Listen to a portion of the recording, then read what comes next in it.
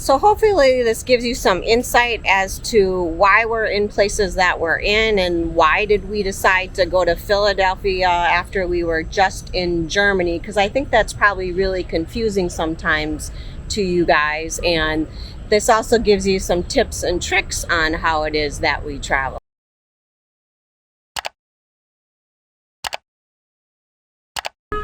So why the heck am I in Philadelphia? Because half the time I don't know, which is very funny, where we're ending up or what we're doing. I do all the details, you do the big picture. So tell our viewers why it is where we're at. Well, I mean, this is my passion, is the travel planning. And it's not just the travel planning, it's trying to fit in as many places or iconic places that I can within some sort of budget that's in my head. Meaning we won't spend $2,000 on a flight.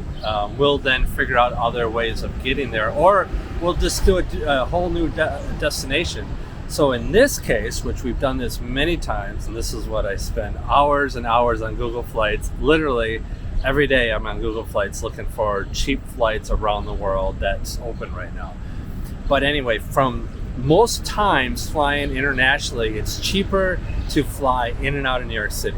Almost always. LAX sometimes you can find Seattle or whatever, but New York City is really good. So we were flying back from Munich and there was nothing cheap anywhere else in the United States outside of New York City. Well, good opportunity for us. We love New York City.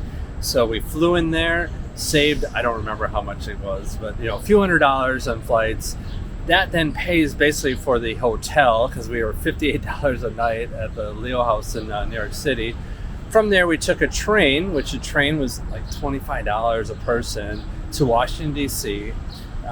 Spent there 3 nights, just messing around. It wasn't a destination that we needed to go to, but it's one of the cities that's fun. From there, then we took a train to Philadelphia, and again, $20, $30, really cheap on Amtrak, couple hours. And then from here, and the reason that we came here is that there's a Frontier flight to Salt Lake City that is inexpensive. So we're able to fly then from here to Salt Lake City cheaper than we could from New York. To get back on our van. Yeah, to get back on the van.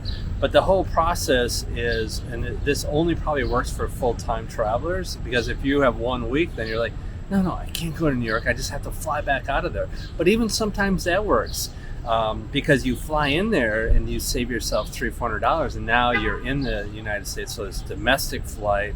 It's maybe $50 to fly to Chicago or wherever your destination is. So sometimes that works. The only issue there is you're not on the same ticket. So if the first airline is delayed, then the next ticket will get canceled if you don't make your flight. So we don't do that because we travel full time. So we leave spaces in there. So this is what I said earlier, this is my passion and what I love to do, because when we were flying internationally all over, we would take these little puddle jumps to get ourselves around the world, and we would end up spending equal or less than what it would have cost to fly direct to that destination. We were able to stop in Singapore, Indonesia, take a ship there, take a train there. That's what I love, is piecing it all together.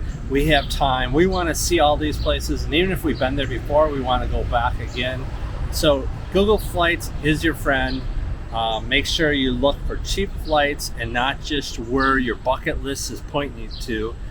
Look for cheap flights, and even if you have a bucket list item, look to see how you can skip to that location instead of going directly to the location. Again, if you're working, you have 1 week, this really doesn't work for you as well. But if you have a couple weeks or more, it's something to look at for sure, because you can see more places and save money on airfare as you go.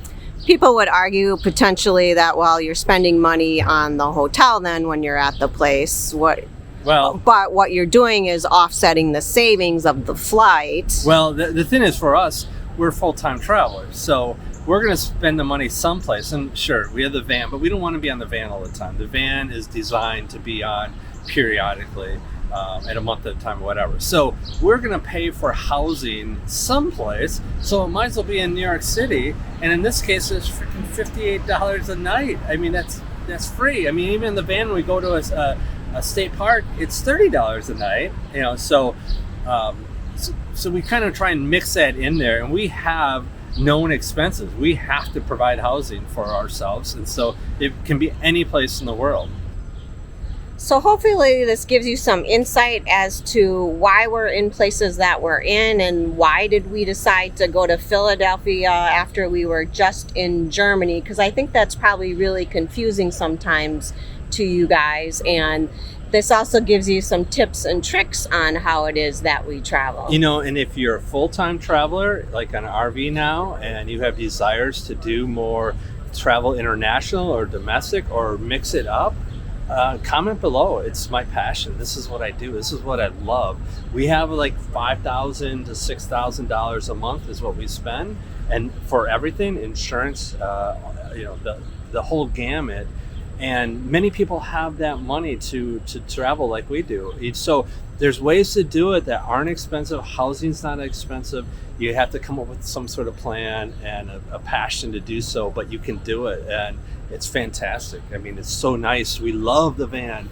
We love our sea dory, but we also love all their places. We love New York City. We love international travel. We love being on cruise ships. We love being on trains.